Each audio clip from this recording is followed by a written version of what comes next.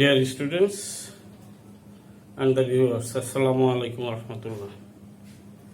আলোচনা করছি ভার্বস নিয়ে। ভার্বস নন ফাইনাইট ভার্ব, এটা নিয়ে আলোচনা করছি। আমরা জানি ভার্বস কাকে বলে। ভার্বস হলো ভার্বের যে বিশেষ রূপ বা বিশেষ আকৃতি, বিশেষ আকার, নির্দিষ্ট কোনো পার্সনের, নির্দিষ্ট কোনো সাবজেক্টের পার্সন ও নাম্বার দ্বারা নির্ধারিত হয় না। অর্থাৎ ভার্বের আকৃতিটা নির্দিষ্ট কোনো সাবজেক্টের পার্সন বা নাম্বার দ্বারা পরিবর্তন হয় না। অর্থাৎ নাম্বার বা পার্সন সাবজেক্টের যাই হোক, ভার্বটা একই অবস্থায় থাকে সেটাকে, এবং একই সাথে সেই ভার্বটা একই সাথে কি করে ভার্ব এবং নাউনের কাজ করে, অথবা ভার্ব অথবা অ্যাডজেক্টিভের কাজ করে। এই দুইটা হলো তার একটা শর্ত। অর্থাৎ এট এ টাইমে সে ভার্ব এবং নাউনের কাজ করে, অথবা ভার্ব অথবা অ্যাডজেক্টিভ, এই দুইটা যৌথ কাজ করে। তাহলে আমরা এখানে কন্ডিশনটা দিয়েছি দুইটা। একটা ভার্ব যখন তার নাম্বার পার্সন দ্বারা নির্ধারিত হয় না, এবং যখন সে একই সাথে ভার্ব এবং অ্যাডজেক্টিভের কাজ করে অথবা ভার্ব এবং নাউনের কাজ করে, তখন আমরা সেটাকে ভার্বেলস বলি। একটু উদাহরণ দিয়েছি, দেখো, walking is a good exercise, এটা একটা সাবজেক্ট হিসাবে এখানে কাজ করেছে, এবং একই সাথে সে ভার্ব ওয়াক, আবার এট দ্য সেম টাইম সে নাউনের কাজ করছে, ইজ ভার্বের সাবজেক্ট হিসাবে নাউনের কাজ করেছে। তাইলে সে হলো verb plus noun, is a good exercise. এই ভার্ব এবং নাউনের কাজ করলো। At the same time to walk in the morning is good for health, এই টোটালটা একটা ভার্বের ফ্রেজ হিসেবে কাজ করেছে। সেই হিসাবে এটাও কোনো পরিবর্তন হচ্ছে না। এখানে একটু ক্লিয়ার করে বোঝা যাবে, আই স ফ্লাইং বার্ড, এই যে ফ্লাইং শব্দটা আমরা ব্যবহার করেছি। এখন যদি আমি এখানে হি স দেই, ফ্লাইংই থাকবে, দে স দেই, ফ্লাইংই থাকবে। এটা পরিবর্তন হচ্ছে না। সাবজেক্টের পরিবর্তনের সাথে সাথে ভার্বটার কোনো পরিবর্তন হচ্ছে না। এই কারণে এটাকে আমরা ভার্বেলস বলি। আবার যদি দেখি, বলি এটা দে আর ইটিং রাইস, এখন দে জায়গায় যদি I they, we they, you they, তাহলে এখানে পরিবর্তন আসবে, কিন্তু এইটা ঠিকই থাকবে। এই জন্য এটাকে আমরা ভার্বেলস বলি। আমি আশা করি জিনিসটা বুঝাতে পারছি। দুইটা কন্ডিশন, একটা হলো সাবজেক্ট নাম্বার দ্বারা, সাবজেক্টের নাম্বার পার্সন দ্বারা পরিবর্তন হবে না, আর দ্বিতীয় কন্ডিশন হলো এটা একই সাথে ভার্ব প্লাস নাউন অথবা ভার্ব প্লাস অ্যাডজেক্টিভের কাজ করবে। এইটাকে বলছি আমরা ভার্বেলস অথবা নন ফাইনাইট ভার্ব।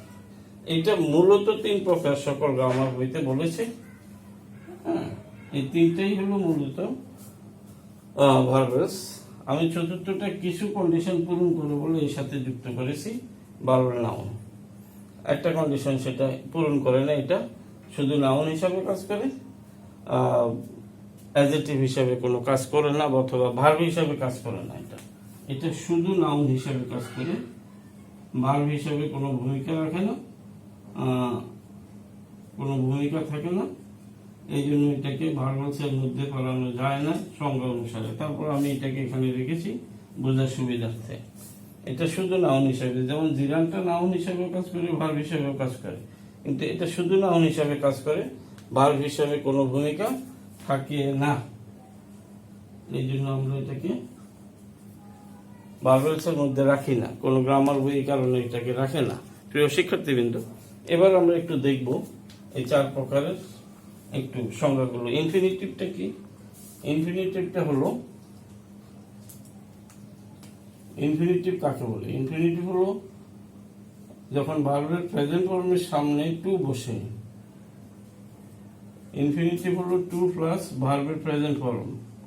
ভার্বের প্রেজেন্ট ফর্মের পূর্বে টু বসে ভার্ব ইনফিনিটিভ গঠন করা হয়।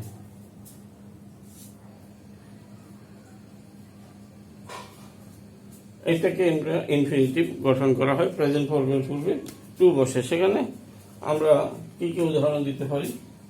Two work is a good exercise, is a good exercise, এখানে আমরা এটা বলছি।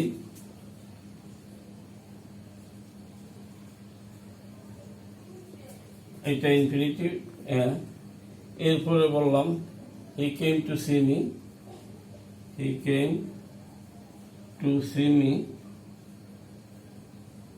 এটা ইনফিনিটিভ। এইভাবে আমরা ইনফিনিটিভ গঠন করি ভার্বের শেষে সামনে টু যোগ করে প্রেজেন্ট পর্বের সামনে। প্রিয় শিক্ষার্থী, কিন্তু এর আরো ডিটেলস ব্যাখ্যা আছে, আমরা পরে যখন ইনফিনিটিভ নিয়ে ব্যাপক আলোচনা করব তখন সেগুলো আমরা দেখব। এরপরে দ্বিতীয় যে জিনিসটা আমরা দেখি সেটা হলো পার্টিসিপল। কি পার্টিসিপল কাকে বলে?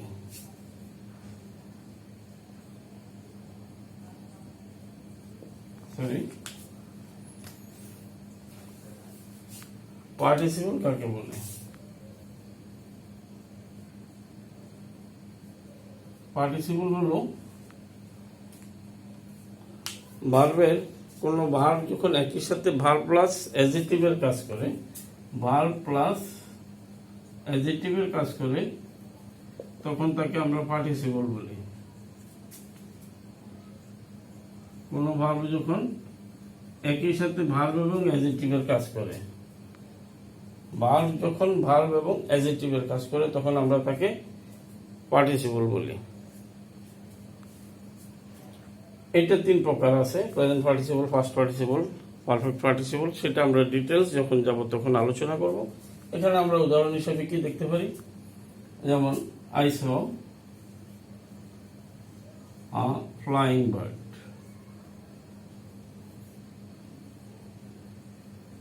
এই সেন্টেন্সটাতে এই শব্দটা হলো পার্টিসিপল।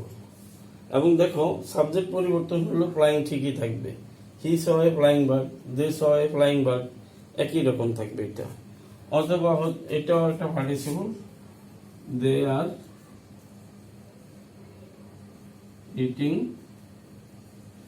রাইস, এটা একটা পার্টিসিপল। এখানে ইটিং শব্দটা, then you have done the work,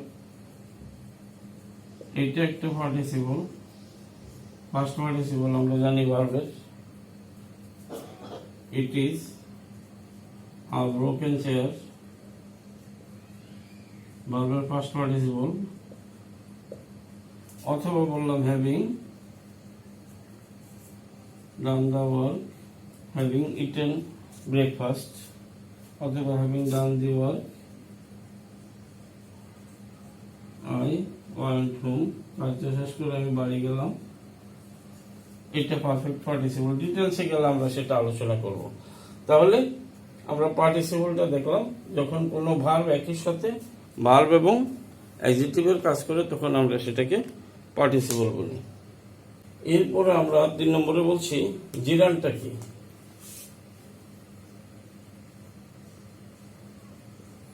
জিরান্ড হলো ভার্বের প্রেজেন্ট ফর্মের সাথে আইএনজি যোগ করে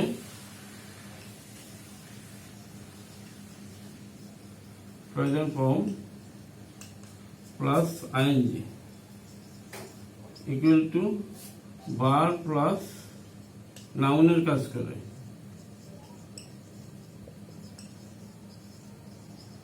তখন আমরা সেটাকে জিরান্ড বলি। কোনো ভার্ব এর প্রেজেন্ট ফর্মের সাথে আইএনজি যোগ করে ভার্বের যে বিশেষ অবস্থা একই সাথে ভার্ব এবং অ্যাডজেক্টিভের নাউনের কাজ করে তখন আমরা তাকে জিরান্ড বলি।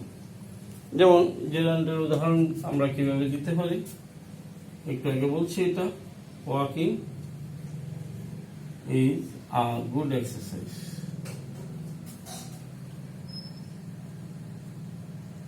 এটা একটা জিরান্ড। একই সাথে এটা ভার্বের কাজ করেছে, আবার ইজ ভার্বের সাবজেক্ট হিসেবে এটা নাউনের কাজ করেছে, তাই এটা জিরান্ড হলো। Walking is a good exercise. আরেকটা সেন্টেন্স লিখতে পারি, মাই হবি ইজ গার্ডেনিং, এটা ভার্বের কমপ্লিমেন্ট হিসাবে এটা একটা জিরান্ড। বাগান করা একটা ভার্ব, আবার এটা এট দ্য সেম টাইম একটা কমপ্লিমেন্ট হিসাবে কাজ করেছে। মাই হবি ইজ গার্ডেনিং অবজেক্ট হিসাবে কাজ করেছে, এটা একটা জিরান্ড। সাবজেক্ট হিসাবে কাজ করলে, অবজেক্ট হিসাবে কাজ করলে নাউন হয়, সেই হিসাবে এটা জিরান্ড। সো এটা হলো আমাদের জিরান্ডের উদাহরণ আমরা দেখলাম। এরপরে সর্বশেষ যেটা পার্টিসিপলের মধ্যে পড়ে না, ভার্বালসের মধ্যে থাকে না, কিন্তু আমি সেটাকে এখানে এনেছি এটার সাথে আলোচনা করে দেওয়ার জন্য, সেটা হলো ভার্বাল নাউন।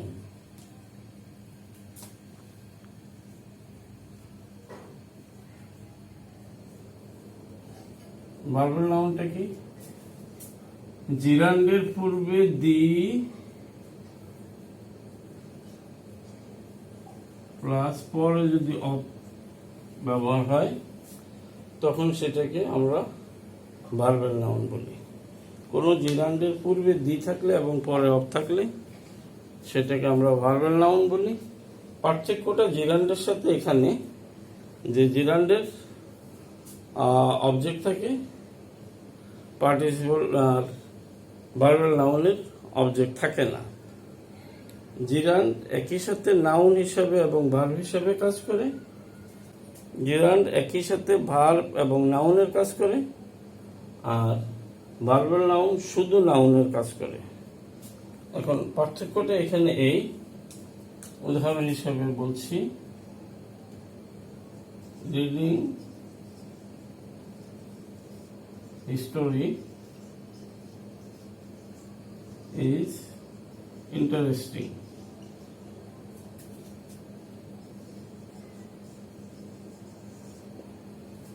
এটা কি হিসাবে কাজ করছে? এটাকে আমরা বলবো জিরান্ড। ভার্বের প্রেজেন্ট ভার্বের সাথে আইএনজি যোগ হয়ে সাবজেক্ট হিসাবে কাজ করতেছে, ভার্ব এবং নাউন হিসাবে। এটা হলো জিরান্ড। আর যদি সেন্টেন্সটাকে আমরা এইভাবে লিখি, the reading of history is interesting,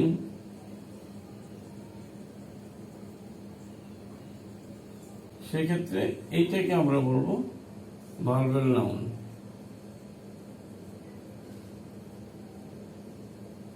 okay, so প্রিয় শিক্ষার্থীবৃন্দ, আজকের ক্লাসটা আমি এতটুকুই করতে চাইছি। ইনশাল্লাহ পরবর্তী ক্লাসে ইনফিনিটিভ নিয়ে আমি একটা ক্লাস করব, জিরান্ড নিয়ে একটা ক্লাস করব, পার্টিসিপল নিয়ে একটা ক্লাস করব। এগুলো ডিটেলস ক্লাসিফিকেশন আছে, আলাদা আলাদা ভাগ আছে। সেই ক্লাসগুলো ইনশাল্লাহ পরবর্তীতে তোমরা দেখার অপেক্ষা থাকবে। আজকের ভিডিওটা তোমাদের ভালো লাগলে শেয়ার করবে এবং কমেন্টে লিখে জানাবে। পরবর্তী ক্লাস পর্যন্ত সবাই ভালো থেকো। আসসালামু আলাইকুম রহমতুল্লাহ।